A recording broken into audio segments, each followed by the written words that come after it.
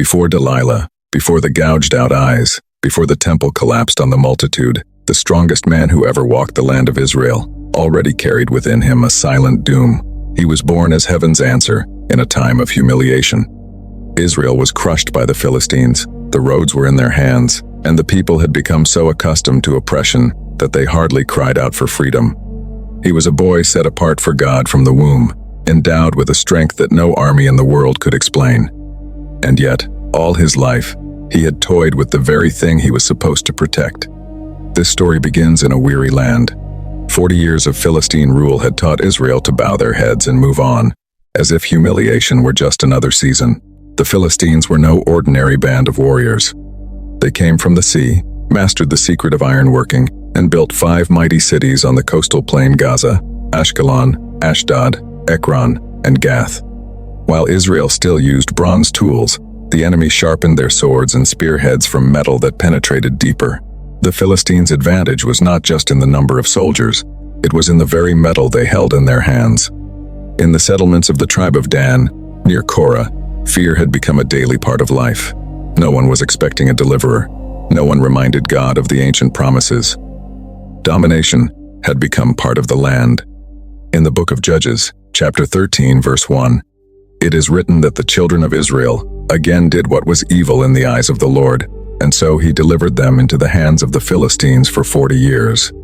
40 years is enough time for a whole generation to be born and grow up without ever experiencing freedom. Parents who had given up taught their children to give up too. Hope died slowly, without a single cry, and at this very moment, at the very bottom, the sky moved. Not in a palace, not on a battlefield, not from the mouth of a general surrounded by thousands of soldiers. In Kor there lived a man named Manoah, a Danite. In Ko, he was married, hardworking, and no different from the others. But his wife bore a pain that was considered a shame at the time. She was barren. In a society where a woman's value was tied to motherhood, not having children was a silent sentence. Each month brought the same emptiness. There was no cradle in their home. No baby's cry could be heard in the middle of the night. There was no future secured by offspring. There were only 2 people, and the burden of a promise that seemed never to come. And this was the place the Lord had chosen. Not a house full of children, not the strongest tribe, not a man accustomed to battle. He chose a barren womb to open the way for deliverance. The same principle is repeated throughout Scripture. Sarah was barren, Rebekah was barren, Rachel was barren, Anna was barren. Anna. Heaven loves to begin great works where people have given up. For when the impossible happens in an empty womb, no one can say that it was man's doing. Glory does not belong to the muscles, plans, or strength of the human arm. It belongs only to the one who gives life. Israel did not yet know it, but its deliverance was not being prepared in a military camp. It was being prepared in the silence of an ordinary home, in the womb of a woman who cried secretly so that her neighbors would not hear. Before the strongest man in history appeared, tearing through the enemy hordes, God bent down to the weakest point on the map, to a forgotten village, to a childless couple, to a hope that seemed dead, and just where no one expected a miracle, light began to approach their home. The barren woman of Korah was about to receive a visit that would change everything. In this seemingly ordinary moment, without any visible grandeur, the heavens broke 40 years of silence, and the one who came first did not bring a sword. He brought a word that no one in that house expected. The woman raised her eyes and saw before her a figure that seemed not to belong to this world. The face, the posture, the very presence made her tremble, although she did not know the cause. The angel of the Lord stood before her and spoke of a son who would be born. And with the promise came a special rule, an ancient rule, different from anything the people around them knew about raising a child. The woman did not know the future. She did not know about torn lions, torn city gates, or a falling temple. All she knew was that heaven, after a long silence, had remembered her name, and as she ran to tell her husband the news, one truth hung in the air above Zorah. Israel's deliverance would not begin with the stroke of a sword. It would begin with the cry of a newborn baby. The promise came shrouded in mystery. The angel of the Lord first appeared to the woman while she was alone in the field and told her that she, until then barren, would conceive and bear a son. But the announcement did not end in joy. Instructions also came that would separate this boy from all other children born in Israel. Even before he was born, He belonged to a higher mission. In the book of Judges, chapter 13, verse 5, it is written that the boy would be a Nazirite to God from the womb and would begin to deliver Israel from the hands of the Philistines. The word Nazirite came from a root meaning separate, consecrated, set apart for God. It was not an inherited title of honor. It was a vow, a way of life that marked the entire body and the daily life of a person. In the book of Numbers, in the 6th chapter, 3 signs of this dedication are described, 3 specific boundaries that distinguish the Nazirite from all the other people around him, from his head to what he put into his mouth. The first sign was the hair. No razor was allowed to touch the head of the Nazirite. The hair grew loose, long, and visible to everyone. It was a public testimony that this life belonged to God. The second sign was death.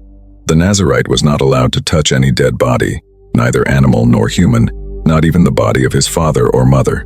The dedication could not coexist with the corruption and decay of death. The third sign concerned the vine. A Nazirite was not allowed to eat anything that came from the grape, not wine or other intoxicating drink, not even the skin or seed. He lived soberly, his mind unclouded by anything that would dull it. And here lies the detail that changes the whole story of Samson. His hair was never the source of his strength. His hair was a sign of a covenant. His strength lay in his alliance with God, not in the locks of hair on his head. Imagine a wedding ring.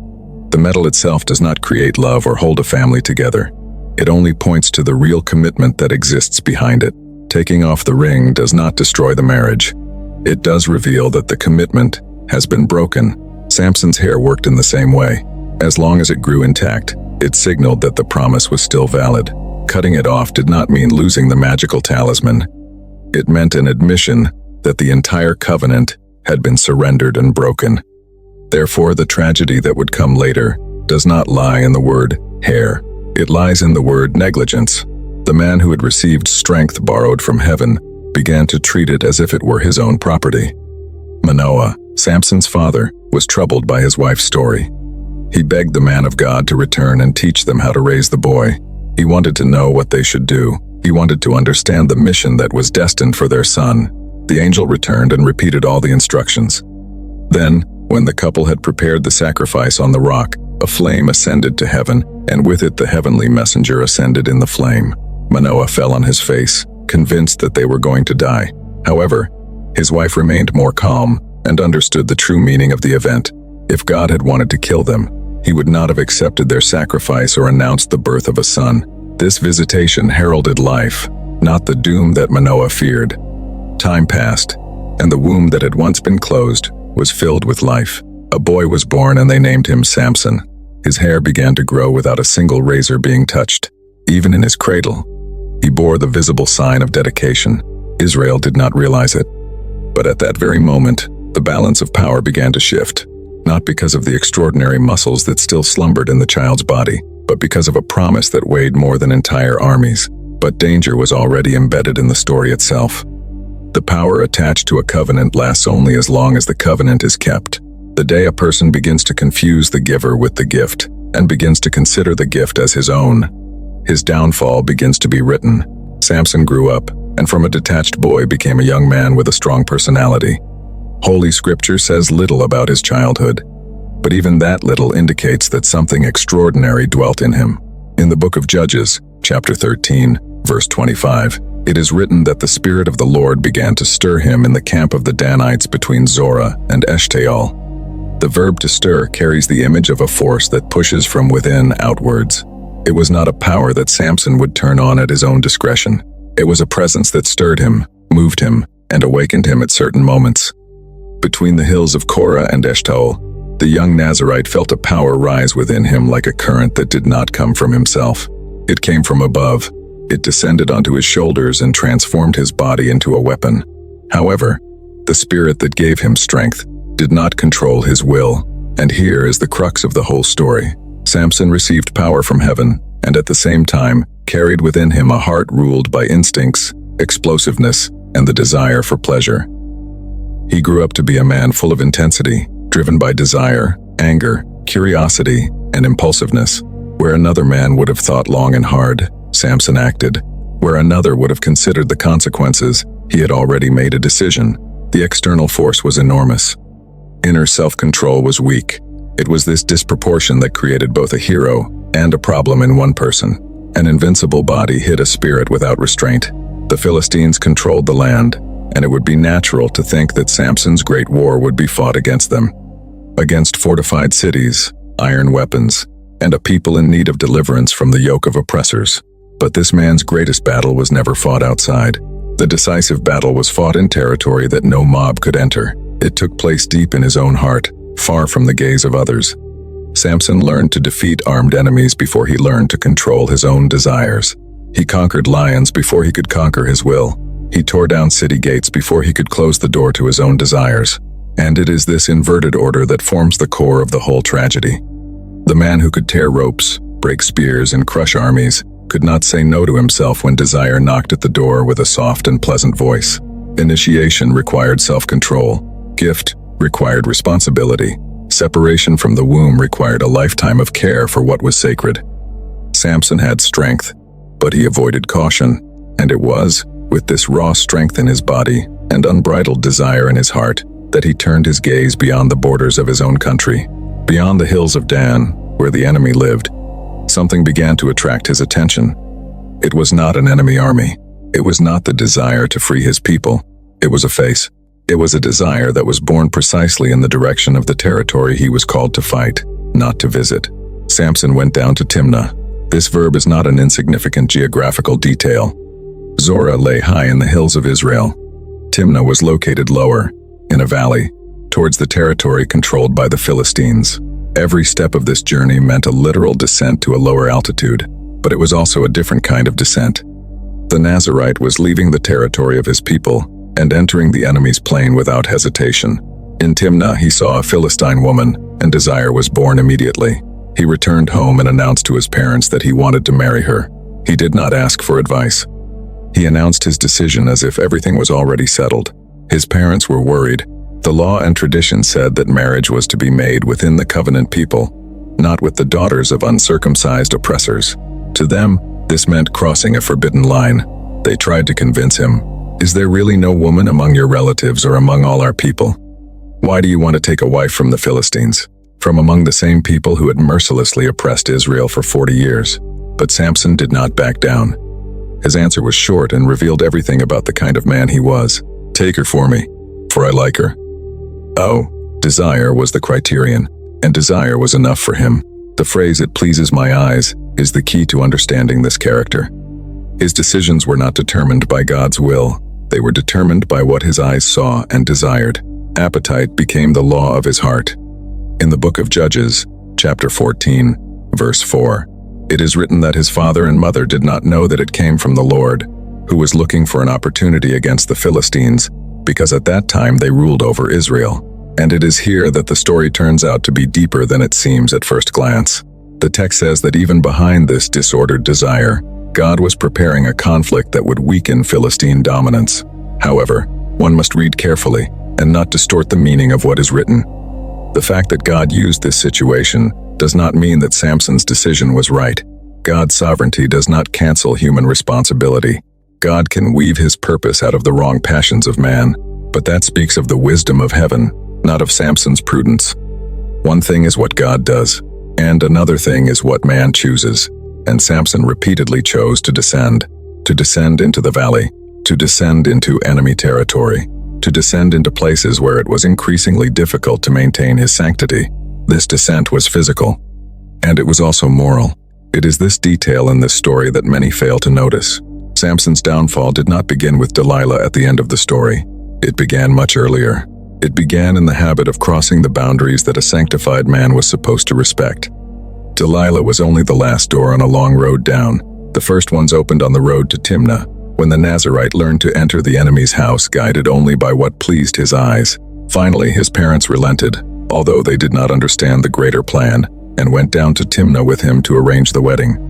The whole family set off towards the valley, towards the land of those who oppressed their people. And as they walked along this road, none of them suspected that the valley hid an encounter that no one expected. An encounter that would not involve the bride, but a beast hidden among the vineyards. The road to Timnah ran past vineyards, and it was there, in a section surrounded by vineyards, that the story suddenly jumped from desire to the raw danger of life. Samson moved away from his parents for a moment when a terrifying sound tore the air. A young, hungry lion roared straight at him, without warning, without escape, without anyone to help him. He was alone. He was unarmed. He had no sword with him. He had no spear in his hand. No soldier stood by him. Only a man and a beast made for killing stood face to face in the middle of the vineyards. In the book of Judges, chapter 14, verse 6, it is written that the Spirit of the Lord came upon him with power, and he tore the lion as he would have torn a goat, though he had nothing in his hands. The power came upon him like a tidal wave. With his bare hands he grabbed the beast, and the hunter became the prey. The lion that had come to devour was torn right there, on the trampled ground among the vineyards. This was the first time the reader had seen Samson's strength in its full measure. And it was impressive not because of the weapon he used, but because of its complete absence. Empty hands against jaws capable of crushing bones. But the most telling detail is not in the fight itself. It is in what Samson did next. He did not say a word to his parents about it. He kept his act to himself. He hid his victory. He kept quiet about what had just happened. That silence may seem insignificant, almost innocent, but it sows a dangerous seed in his character. That is where the habit of hiding things, keeping secrets, and living with a secret layer of life that no one sees is born. Sometime later, Samson was returning along the same road. He turned aside to look at the carcass of the lion he had killed earlier, and found a swarm of bees and a honeycomb full of honey. He reached out his hand, took some honey from the carcass, ate it on the way, and took some to his parents. He ate and continued on, as if nothing serious had happened. But something very serious had happened. A Nazirite was not allowed to touch any dead body, and the carcass of a lion was just that. When he put his hand in it, he broke one of the 3 signs of his vow, and he broke it quietly, without witnesses, without fuss. No one saw it. No one knew about it. The parents ate the honey without suspecting where it came from. The violation of the initiation entered the story disguised as an innocent roadside snack. Honey is sweet, pleasant, seemingly harmless, but it came from death. The pleasure was wrapped in transgression, and Samson learned that he could take the sweetness and ignore its origin. This is the second great habit that is being established in him. First, hiding the actions. Now, finding pleasure in what was forbidden and acting as if the prohibition did not exist at all.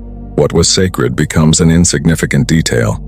Most people think that Samson's first secret was his hair at the end of the story with Delilah, but the first secret was this honey in the lion's carcass. The habit of playing with what he should have feared. A man who learns to violate what is sacred in private will not stop there. A conscience that silences a small transgression gradually silences a larger one. The first open door invites others. The lion was defeated with astonishing ease. The most feared beast in the land turned to dust in the hands of the Nazirite. And this invincible man was beginning to lose to something much smaller than a lion. The first crack in Samson's heart was not opened by the army. It was opened by the pleasure of hiding the truth, a sweetness stolen from death, the pleasure of carrying secrets that no one could reveal. And that honeycomb, gathered in secret, did not remain hidden forever. It soon became part of the game. A bet, a riddle, uttered in the midst of a feast full of enemies. What was born as a sweet secret on the road to Timnah, later turned into a trap, for everything Samson hid had a habit of coming back, and always at the worst possible moment to claim its price. The wedding arrived, and with it a feast. The customs of the time called for a 7-day celebration, and the Israeli groom found himself surrounded by 30 young Philistines, chosen by the bride's family to accompany him. 30 men from an enemy nation surrounded a single Israelite man. On the outside, there was a festive atmosphere, but beneath the surface, there was distrust. No one was a true friend.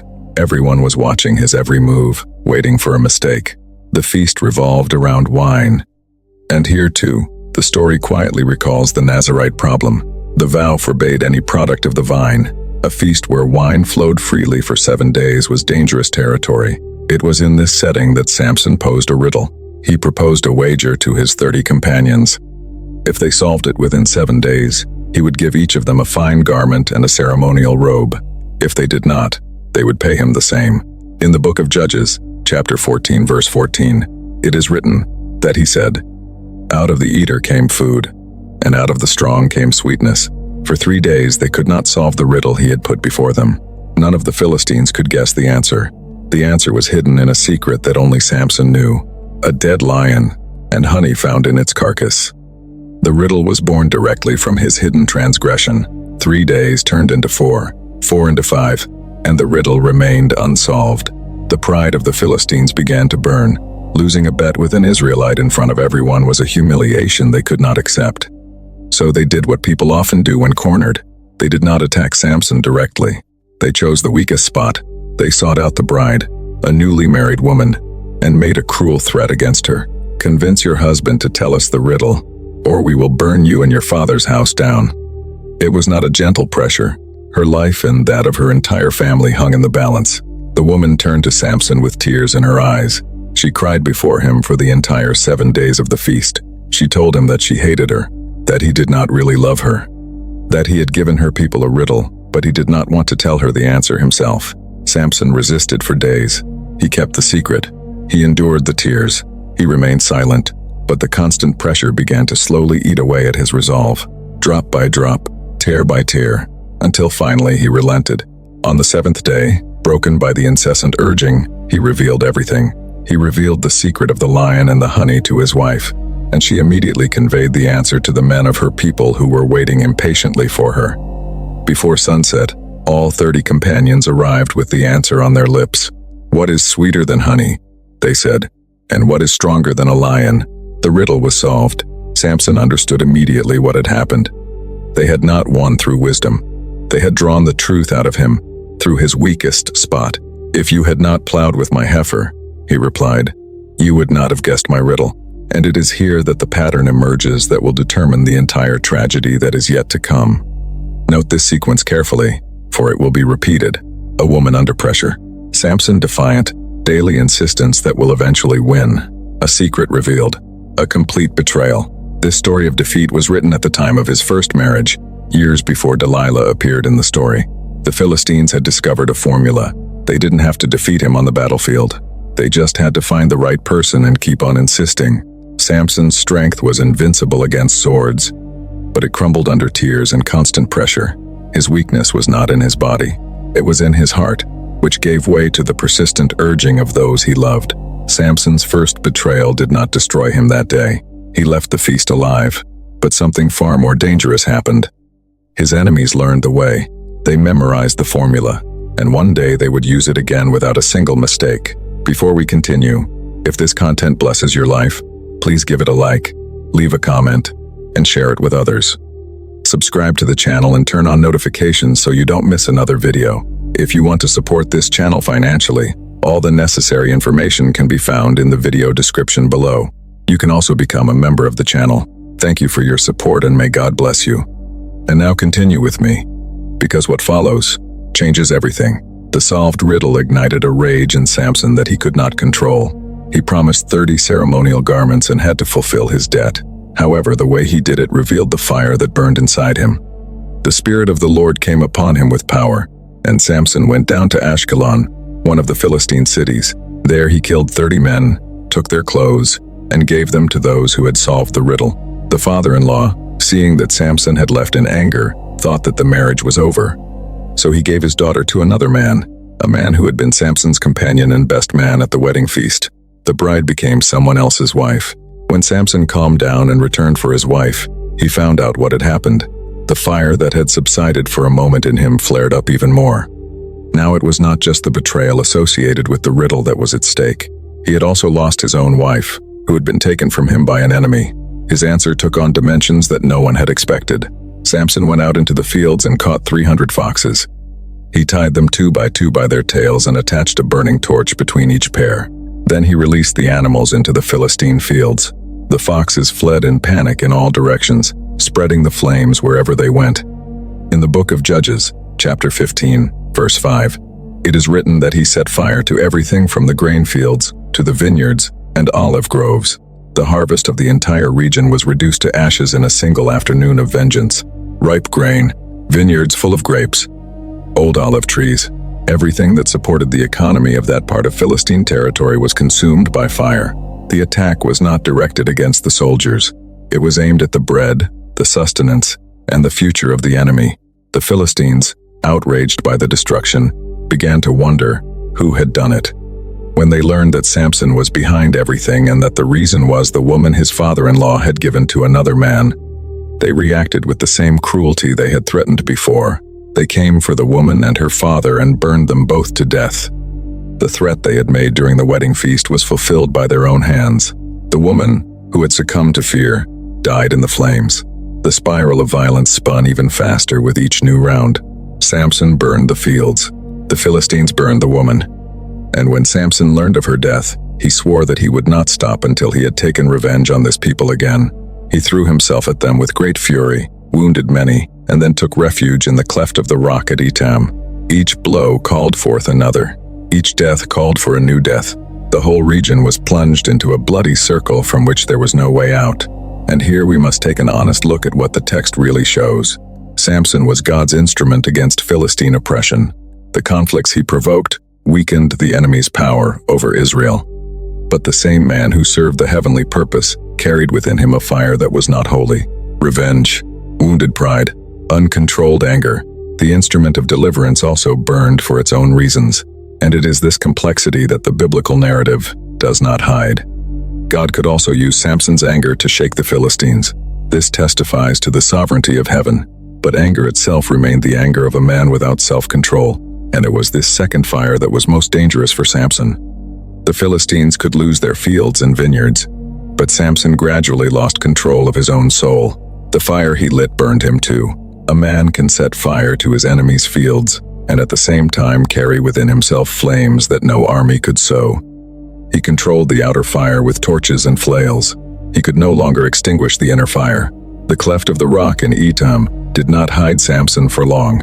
The Philistines marched against Judah, camped in the land, and demanded only one thing: to hand over the man who had burned their fields. And it was here that the most painful blow of the whole story came. It did not come from the enemy. It came from his own people. 3,000 men from Judah went down to the cleft of the rock, not to defend Samson, but to bind him. They came with reproach on their lips. "Don't you know that the Philistines rule over us? What have you done to us?" The liberator was seen as a problem. His courage troubled those who were already accustomed to their chains. 40 years of domination had tempered the hearts of Israel. The people no longer wanted to fight. They wanted peace with their oppressor, even if it was the peace of a slave. And by provoking the Philistines, Samson threatened this comfortable arrangement. Samson asked them for only one thing: that they not kill him themselves. They swore to him that they would only hand him over to the enemy and not harm him. They tied him up with 2 new ropes and led him down the rock toward the enemy. Realize the magnitude of this moment. The strongest man in the land, capable of scattering entire armies, allowed himself to be bound by his own brothers. He did not resist those who should have been his allies. He set his wrists and allowed himself to be taken away as a trophy. When they arrived at Lehi, the Philistines ran out to meet them with a shout.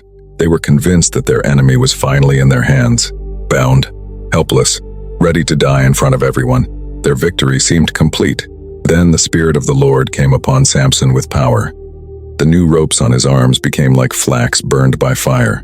The shackles fell from his hands like ashes. In an instant he was free. And there, on the ground, Samson saw a fresh jawbone of a donkey. He picked up this raw bone and threw himself against the armed Philistine force. He had nothing but the jawbone in his hand. In the book of Judges, chapter 15, verse 16, it is written, "With the jawbone of a donkey I piled them up in heaps. With the jawbone of a donkey I have killed 1,000 men. 1,000 men fell before the jawbone of a donkey. Iron swords, shields, Philistine spears. Everything proved powerless before the power that descended upon this man. The army that had come to celebrate his capture turned into piles of dead on the battlefield. This feat was so great that the place was named after what happened there. And it was here, at the height of victory, that the story revealed the deepest flaw in the hero, not during defeat, but right after triumph. When the fight was over, Samson was overcome by a fierce thirst. The body that had destroyed 1,000 enemies suddenly weakened for lack of water. The same power that had broken bones could not produce a single sip for his parched throat. And at that moment the invincible man cried out to God. He acknowledged that the great deliverance had come through him, but now he might die of thirst and fall into the hands of the uncircumcised. The hero admitted that he depended on something outside himself. Thirst revealed what victories had hidden. while Samson was victorious. He appeared to be a self-sufficient man, the master of his own strength, but a simple need water was enough to make him realize that he could not stand alone.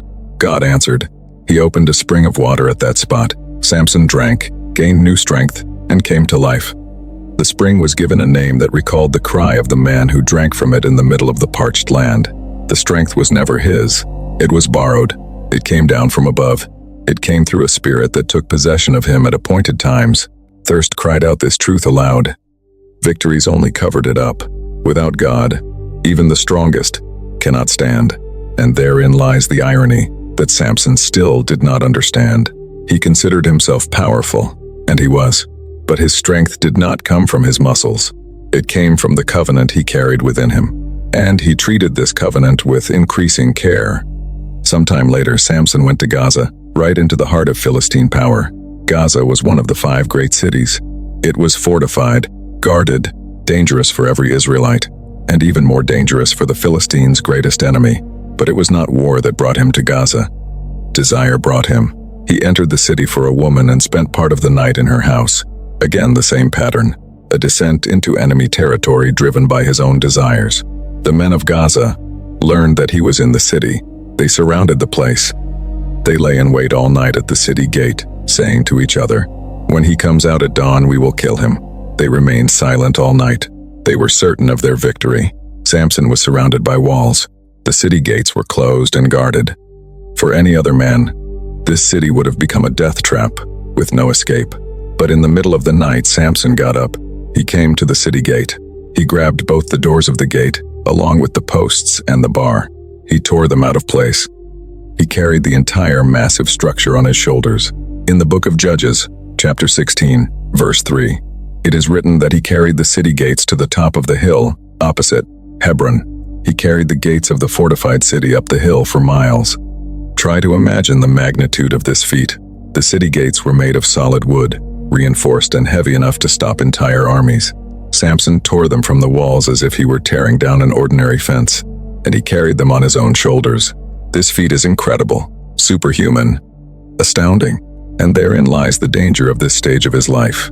Because with each impossible act, Samson became more and more convinced that nothing could really threaten him.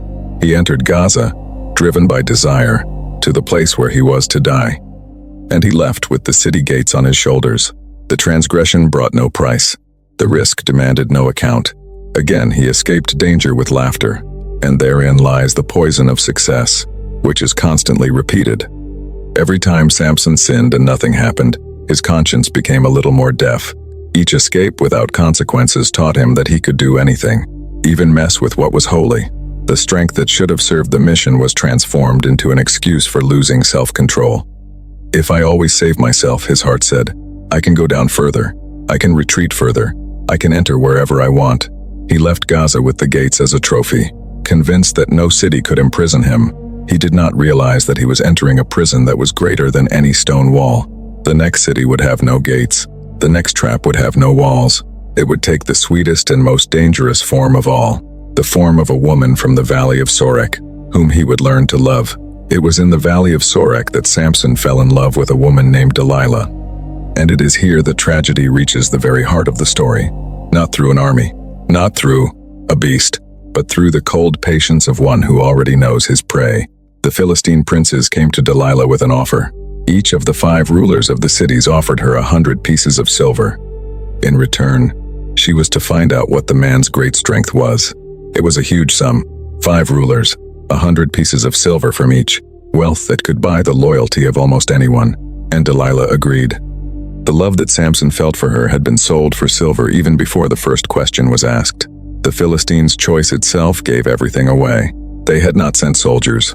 They had not set a trap on the battlefield. They had already learned, even during the wedding in Timnah, that Samson could not be defeated by force. He could be defeated by the woman he loved and by constant insistence. Delilah began her game. She asked him directly where his strength lay and how they could bind him to overpower him. It was a shameless question, almost a warning, and yet Samson entered into this game as if nothing threatened him. For the first time, he lied. He said that if he were bound with 7 fresh bowstrings, he would become as weak as any other man. Delilah bound him while the men were hiding in the shelter ready to capture him. Then she cried out, "Samson, the Philistines are here." Samson snapped the bowstrings as if they were burnt threads. The first attempt failed, but in reality something much more important happened. He discovered that Delilah was plotting his capture, and yet he stayed with her. The second question came after the first lie was exposed. Delilah complained that she was being mocked and pressed again. Samson gave another false answer. "If they bind me with new ropes that have not been used, I will become as weak as any other man." She bound him, and he tore them apart again without effort. The third attempt came even closer to the truth. He spoke of his hair. He told her to weave the 7 braids of his head into a loom. He was getting closer to the real secret. He was circling the exact point of his own destruction. Stop and notice what was happening here. 3 times Delilah tried to betray him to her enemies. 3 times there were hidden men waiting, ready to capture him. 3 times he recognized the trap. And 3 times, instead of running away, he returned to the same arms. This is what changes the whole perspective of this story. Delilah didn't reveal Samson's strength through cunning. She exposed his habit of self-destruction. All she had to do was repeat the pattern that he himself had been feeding. Because Samson knew this story by heart, the woman insistent, the daily pressure, the secret revealed in small pieces. He had experienced all this in Timnah many years ago. He knew exactly where this path led. And yet he set out on it again.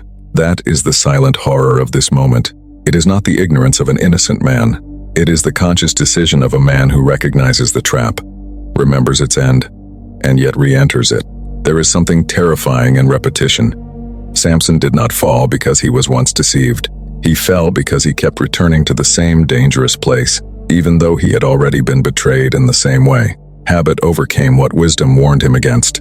Delilah noticed that with each subsequent attempt he retreated a little further. She was getting closer to her goal, and then she used the most effective weapon against this man, the exact same one that had been used in Timnah, incessant urging day after day, without a single moment of rest.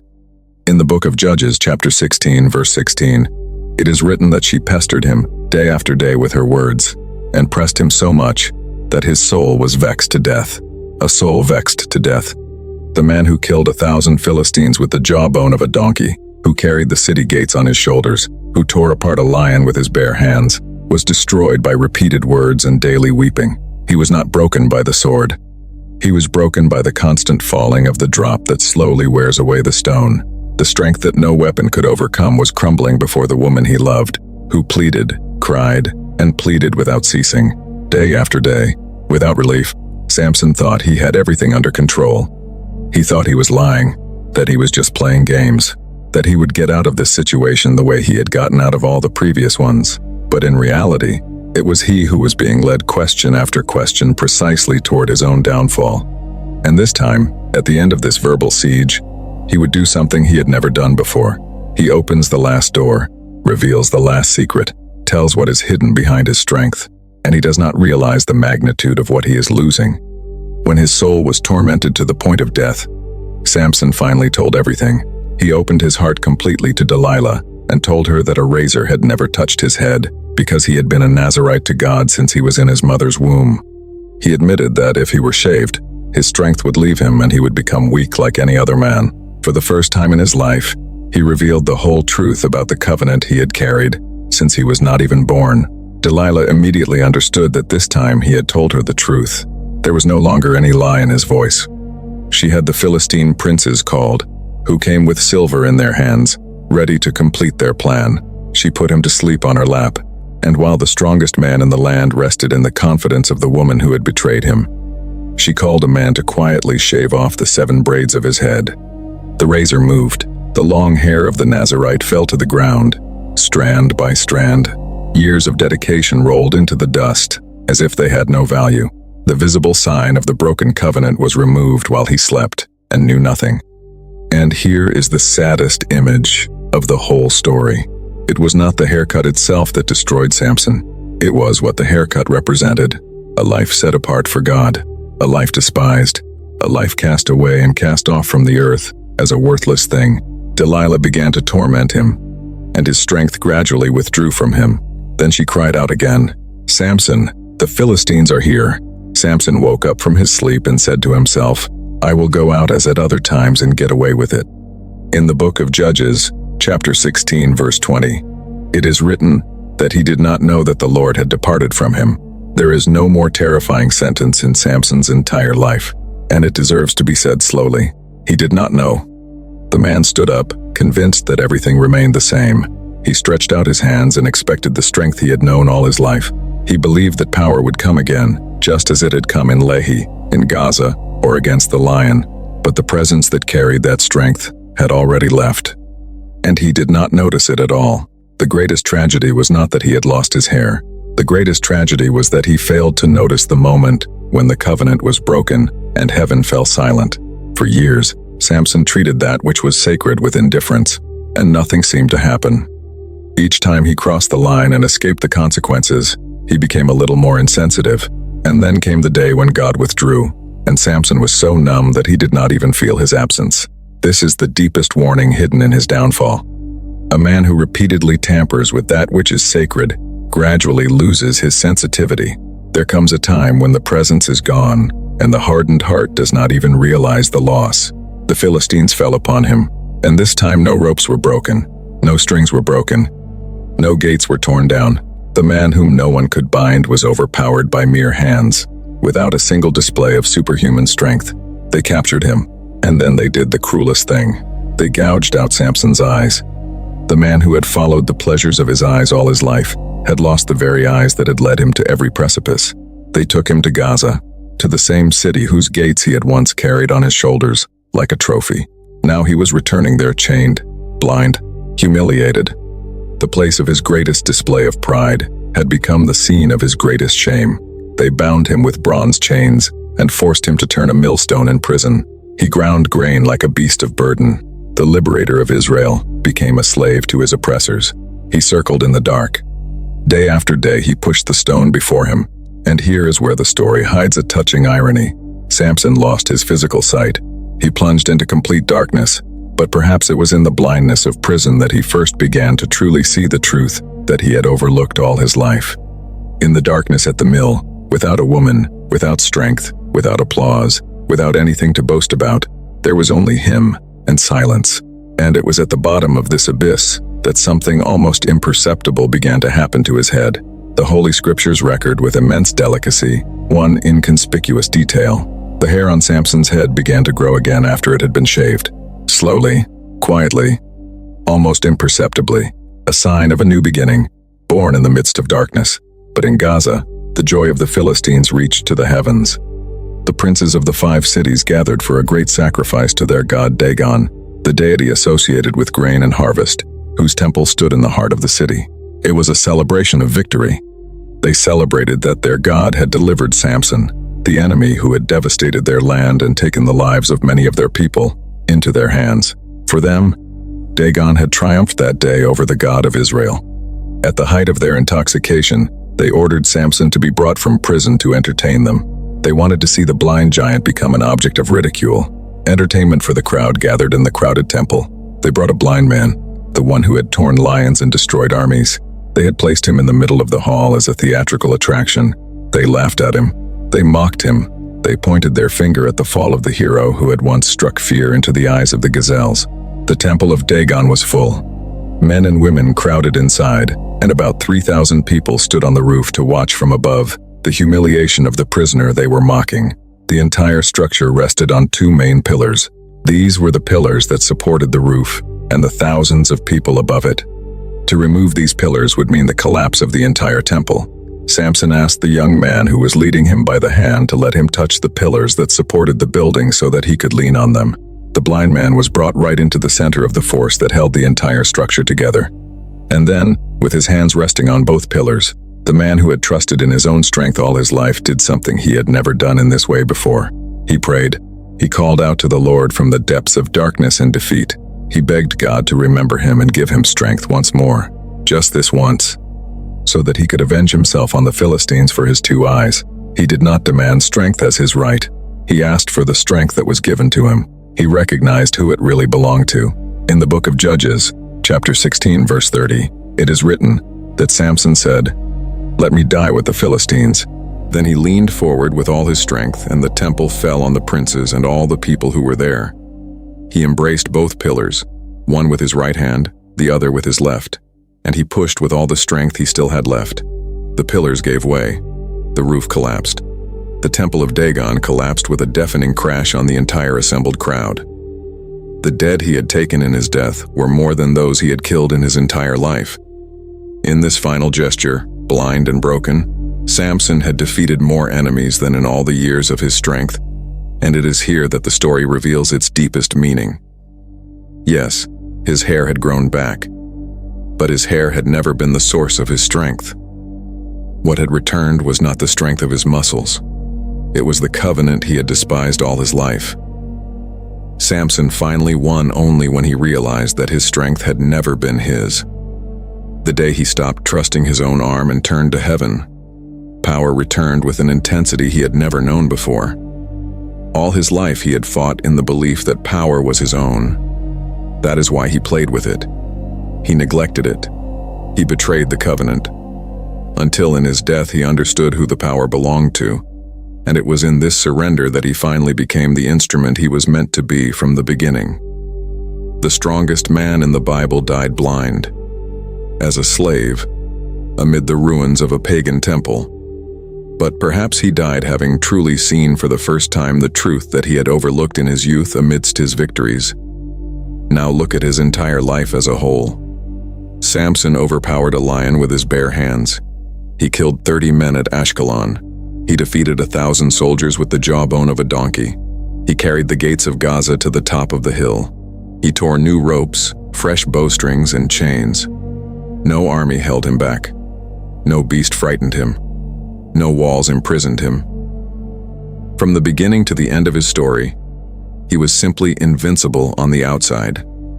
And yet he lost.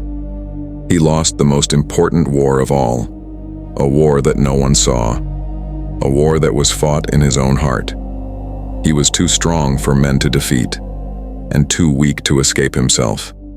His strength overcame lions, but his desires overcame himself. His arm destroyed armies, but the insistence of one woman broke him. He conquered entire cities, but he could not control his own will when it spoke louder than all else. Samson's tragedy was never a lack of power. It was an excess of power without the self-control that should accompany it. He had the strength of 1,000, but the self-discipline of a man who had not yet learned to say no. And perhaps that is why his story speaks so deeply after so many centuries. Because Samson's struggle is the struggle of every human heart. The hardest battle is never fought out there. It is fought here, inside us. There is a strength that can defeat the giants on the outside, and yet yield to a small desire hidden deep within. There are people who can carry the gates of a city but who cannot close the door to what they know will destroy them. But there is one final truth hidden in the story, and it is not about strength, it is about grace. Because even after all that, even after the betrayal of the covenant and the loss of his sight, when Samson cried out to God, heaven still answered him. God did not give up on a broken man. He heard the prayer of a blind and defeated man in the depths of prison, in the midst of his enemies. Strength returned not because Samson deserved it. It returned because grace reaches even the lowest of the low. And this grace has a name. Many centuries after Samson, another man was betrayed by his own people. He was bound, humiliated, placed among his enemies who mocked him, but not for his own sin, for our sins. Samson tore down the temple to destroy the enemies of Israel. Christ allowed himself to be destroyed on the cross to save the enemies of heaven, which were us. One died by winning with strength, the other won by dying of love. The strength that Samson lacked all his life, the strength to surrender before the end, Christ came to give freely. Not the strength of an arm that breaks down pillars, but the strength of surrender that transforms the heart and places it in the hands of God. Maybe you recognize yourself in Samson, strong on the outside, fighting on the inside, winning the battles that everyone sees and losing the war that no one sees. Tired of falling in the same place over and over again. You know the end of the story, and yet you keep coming back to it. The good news is that you don't have to come blind and broken to a ruined temple to cry out to God. The same God who heard Samson at the bottom of the abyss hears you too. Right now. Right where you are. With the life you have. If you want to reconcile yourself to Christ, to surrender to Him the inner war that exhausts you, and to place in His hands the strength that you have never been able to find in yourself, write in the comments now, "Receive me, Lord Jesus." And if you have already surrendered your life to Him, if you know this grace that lifts the fallen, write simply, "Amen." May your words touch another heart that needs to hear that even after a fall, there is still hope. Because true strength has never been in hair, nor in shoulders, nor in victories applauded by crowds. True strength is born in the humble moment when a broken person finally understands that he needs God. In silence, I learned to pray, and you were there the whole time. You held me even when I was losing everything. Now I see. Yes, now I see. They took my eyes so I could truly see. They took my strength so I could learn to reach for you. The millstone became the altar on which a broken man was remade. Prison became the place where I found you.